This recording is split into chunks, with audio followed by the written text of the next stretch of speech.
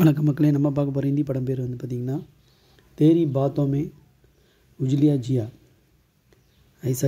ஐசா உஜ்லியா ஜியா. இந்த ஹிந்தி படம் தான். இந்த படத்தை இயக்குனர் பார்த்திங்கன்னா அமித் ஜோஷி, அர்னா ஷா எழுதினவங்களும் கதை எழுதினவங்களும் அவங்க தான்.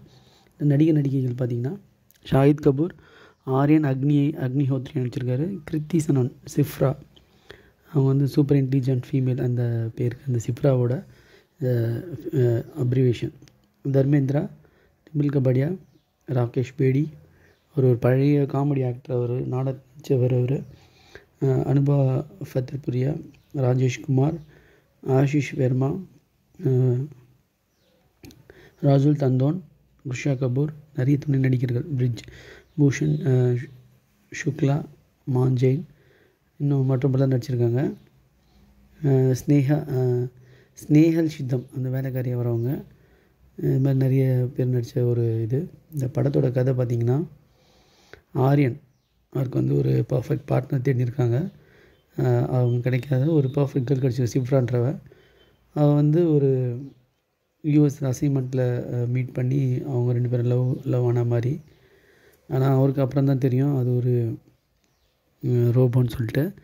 ஸோ இந்த படத்தோட கதையாக தான் ரோபோ லவ் பண்ணுறது தான் இது கதை. ரோபோ லவ் பண்ணுவாங்க ஹீரோ, அந்த ஆரியன்றவர். இதில் நடக்கிற பிரச்சனைகள், அவர் கல்யாணம் வச்சா ஆகலையா, இவங்க காதல் எப்படி இந்த ரோபோவால் நிறைவேறலையன்றது கதை. இது ஃபுல் காமெடியாக சொல்லியிருக்காங்க.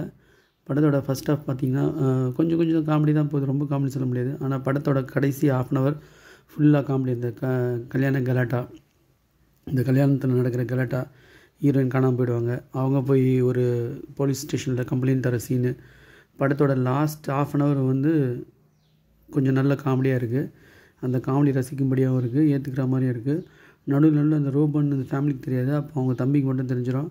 அந்த காமெடி அதெல்லாம் வந்து நல்ல காமெடி. அது இந்த கல்யாண கலாட்டில் ஒரு பாட்டுக்கு, பழைய பாட்டுக்கு டான்ஸ் ஆடுவாங்க. அந்த சீன்லாம் வந்து நல்ல காமெடி. ஹீரோயினோட அந்த பாடி ரியாக்ஷன்ஸ் அதில் வந்து காமெடி.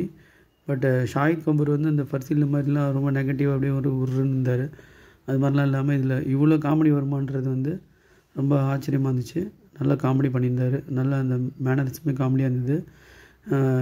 டைரக்டருங்க வந்து 2 பேருமே அவங்க அந்த காமெடியை மெயின் பண்ணி எடுத்தது வந்து ஹேட்ஸ் ஆஃப். படத்தை ஒரு வாட்டி பார்க்கலாம் காமெடிக்காக. நன்றி.